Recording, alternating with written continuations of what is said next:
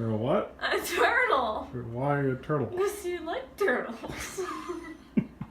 Oh, sorry. I thought this was for people who've read the book. Maybe. If you haven't read the book, then you shouldn't be watching this. You should be busy reading the book and not be on YouTube. Okay, I'll put that at the beginning.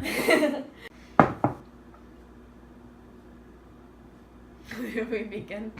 Yeah. Can you start over? Alright, just go. Okay. Hi, this is a guest Infinite Summer discussion. I also read Infinite Jest a little bit more slowly than others, but I got it finished. So I started at the beginning of this summer and ended a few weeks ago. It was certainly an experience. I think, well, when everyone talks about Infinite Jest, they talk about how long it is. And really, like, I don't know, after a while I kind of stopped having the goal of finishing it, and it more just became like a thing I did like every day. Like, you brush your teeth, you read some Infinite Jest, like, and so that's fine. The other thing about Infinite Jest that was interesting and people talk about is the footnotes. There's a lot of footnotes. Most of them kind of suck because they're just like telling you, I don't know. Can we start over? That's fine, just keep going.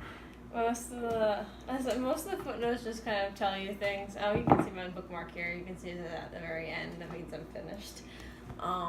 The footnotes tell you things?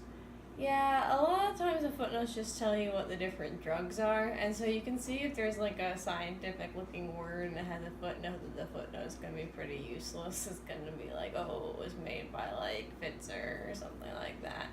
Some of the footnotes, the other footnotes that I didn't like, but the footnotes that really should have just been part of the book. Like, sometimes the footnotes were just like pages long and they should have just been a passage.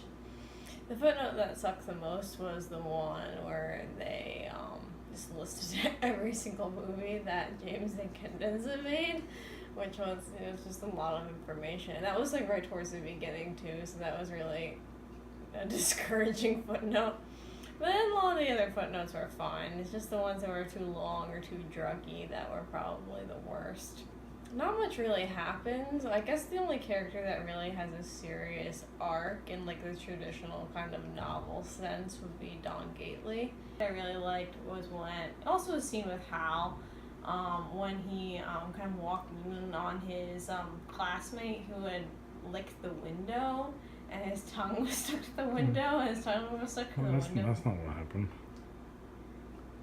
What happened? His head was stuck to the window. Oh, yeah, you're right. Sorry. Oh, my God. I'm confusing it with a Christmas story or Christmas Carol. No, yeah. His forehead was, oh, that's even worse. His forehead was stuck to the window, and he had just been there all night, and it was, like, really dramatic. And you think they could just solve it by, like, pouring hot water over it, but instead they just try to, like, rip the guy's head off the window. They could have peed on his head, too. Yes, they could have peed on his head. He could have peed on his head. Yeah, really. There's so many things that they could have done. It's also not clear what exactly happened to Hal at the beginning of the story. You don't want to give too many spoilers away.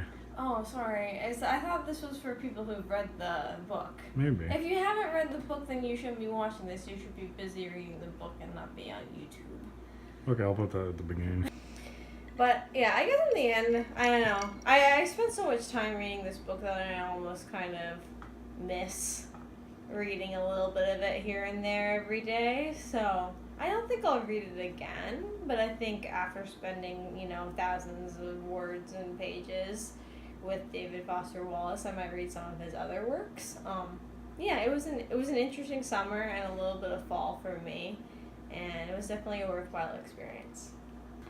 Do you want to get matching Enfield Tennis Academy t-shirts? Oh, I would love that. Then we don't have much space in our closet, though. Can we see you wear an Eevee hat? Oh, who is the intended audience of this Eevee hat? Me. Just make sure you wear your Eevee hat and not mine. Actually, I think I widened it so Lana could wear one. Yeah, that's true. I'll put on this Eevee hat. There you go. Alright, now do the Eevee hat song. Is there a song? I'll repeat after you. I don't know the song. What's the Eevee hat song? Well, anyways, here I am, this Eevee hat. I don't know.